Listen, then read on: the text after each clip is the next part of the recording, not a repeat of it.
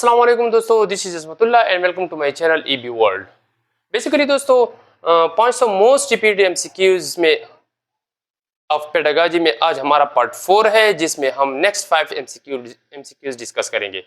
आज का हमारा पहला एमसीक्यूज है MCQ number 16। Who said the teacher is supplementing mother? किसने कहा था कि टीचर हमारे पास एक सप्लीमेंटिंग मदर होता है? तो ये कार्ल रॉजर्स साहब ने कहा था।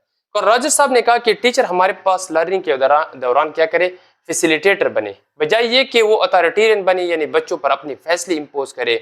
वो बच्चों को टीचिंग के दौरान क्या करे, फैसिलिटेट करे, उनको गाइड करे, उनको सपोर्ट दे, ताकि वो अपने पेस पर अपने इंटरेस्ट के मुताबिक चीज़ों को एक्सप्लोर कर सके। यानी टीचर हमारे पास क्या हो, फैसिलिटेटर हो, सपोर्टर हो, और वो क्या करे, गाइड करे बच्चों को। एमसीक्यू नंबर 17 है हमारे पास। Who said teacher is a bridge between material world and divine?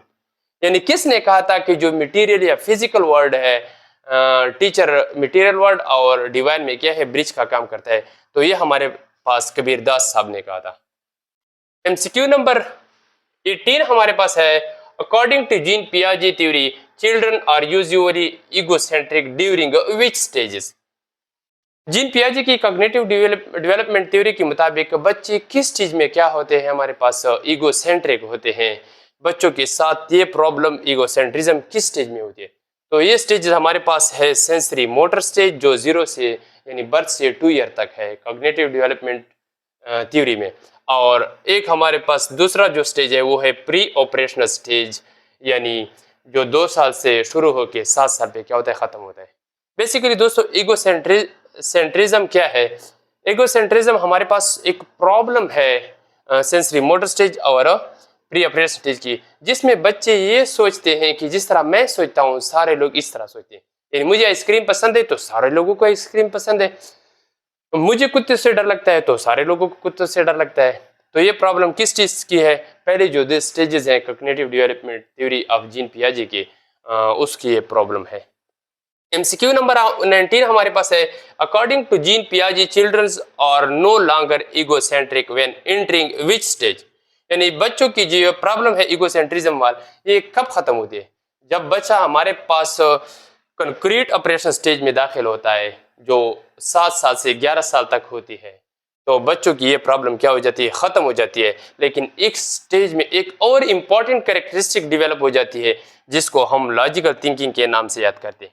यानी बच्चों में लॉजिकल थिंकिंग की कैरेक्टरिस्टिक डेवलप हो जाती है, लेकिन लॉजिकल थिंकिंग वो सिर्फ कंक्रीट चीज़ों के बारे में कर सकते हैं, यानी वो चीज़ें जिनको हम छू भी सकते हैं और देख भी सकते हैं। तो ये इस स्टेज की इंपॉर्टेंट कैरेक्टरिस्टिक्स है लॉजिकल थिंकिंग, और ये मोस्ट इंपॉर्टेंट एमसीक्यू भी है पेपर पॉइंट ऑफ व्यू से।